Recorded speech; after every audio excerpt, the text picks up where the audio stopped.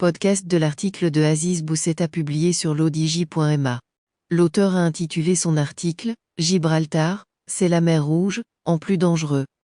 Il commence son article ainsi.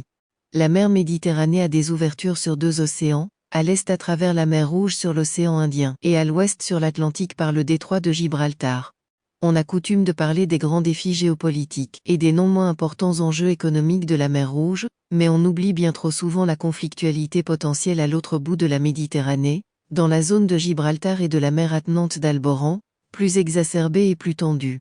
Depuis le début du XXIe siècle et l'émergence de la Chine sur la scène internationale comme grande puissance, un échiquier planétaire se met en place, et c'est la Chine qui, peu ou prou, le façonne par sa politique commerciale entreprenante et intrusive, et aussi le bloc occidental, en réaction à cette agressivité chinoise. Dans cette région méditerranéenne, c'est la route maritime de la soie qui intervient, passant par la mer Rouge, déjà doublement importante sur les plans stratégiques et énergétiques. L'auteur poursuit son article ainsi. En effet, en mer Rouge, bordée au sud par le détroit de Bab el-Mandeb et au nord par le canal de Suez, la compétition géostratégique met en présence et en confrontation l'ensemble des grandes et moyennes puissances, États-Unis et Chine en premier, mais aussi France et Russie, et dans une moindre mesure les puissances moyennes, Turquie, Israël, Iran.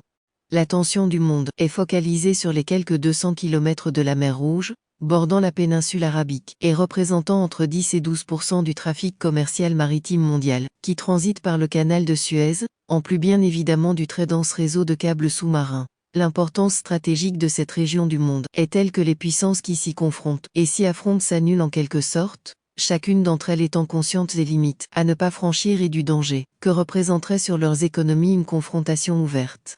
Mais on évoque beaucoup moins le cas de l'autre ouverture de la mer Méditerranée, en l'occurrence le détroit de Gibraltar. Et pourtant, si les périls de cette région sont différents, ils sont tout aussi aigus mais bien plus réels. En effet, le détroit de Gibraltar est l'articulation économique, commerciale et humaine entre l'Europe et l'Afrique et à ce titre, a vu affluer Américains, Turcs, Russes, Chinois et Européens, mais aussi et surtout, récemment, Israël et Iran. L'auteur précise ainsi. Toutes les puissances, de premier, de second et de troisième ordre, qui se confrontent en mer Rouge se sont donc progressivement retrouvées dans la zone de Gibraltar, par l'économie, le commerce, par préoccupation géopolitique ou intérêt militaire.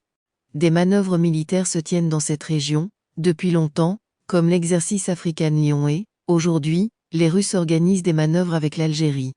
Pour l'instant confidentielles, elles pourraient gagner en importance après la guerre en Ukraine.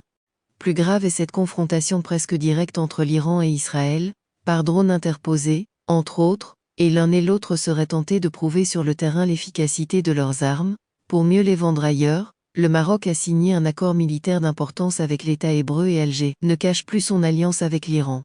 Des informations affluent aussi depuis peu, et d'une manière de plus en plus insistante, sur la construction de ports militaires, russes en Algérie, à Oran, à quelques centaines de kilomètres de la base navale US de Rota, près de Cadix, israélien sur la côte méditerranéenne du Maroc. Une confirmation de ces infrastructures signifierait une OTAN et une Europe sous pression croissante. L'auteur ajoute ainsi. Le terrain militaire est dangereusement favorable à une confrontation, les relations entre Alger et Rabat se crispant davantage d'année en année, avec cette année un doublement du budget militaire algérien pour 2023, passant de 10 milliards à 22 milliards $ américains. Par ailleurs, le trafic commercial terrestre transitant par le détroit de Gibraltar augmente d'année en année, avoisinant les 80 000 navires annuellement, lesquels côtoient les bâtiments militaires US, européens et les sous-marins russes. Cela ajoute à la sensibilité de cette région du monde. Et de même, les flux de migrants, plus ou moins contrôlés par le Maroc et l'Espagne, sont en constante croissance.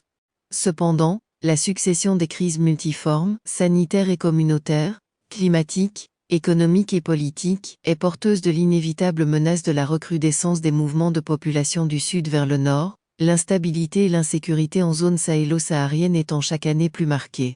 Combien de temps le Maroc, terre de transit devenue aussi terre de destination, pourra-t-il contenir cette pression migratoire? L'auteur conclut son article ainsi. Pour combien de temps encore cette crispation-confrontation multiforme militaire, économique, géopolitique, technologique et migratoire restera-t-elle pacifique alors même que le bellicisme de l'Algérie, assisté par Moscou et Téhéran, se fait chaque jour plus bruyant. Dans quelle mesure la communauté internationale saura-t-elle encore imposer le statu quo, comme elle réussit jusque-là à le faire en mer Rouge, mais comme elle n'a pas réussi à le faire au cœur même de l'Europe? De la réponse à ces questions dépendra la paix dans cette région du monde, et par là même la prospérité en Europe et en Afrique du Nord. Rédigé par Aziz Bousseta et lu par l'intelligence artificielle de l'ODJ Media. N'oubliez pas de télécharger notre application l'ODJ mobile sur Android et iOS, et de vous abonner à notre chaîne YouTube l'ODJ TV, si vous souhaitez être au courant des dernières actualités, podcasts et émissions télévisées.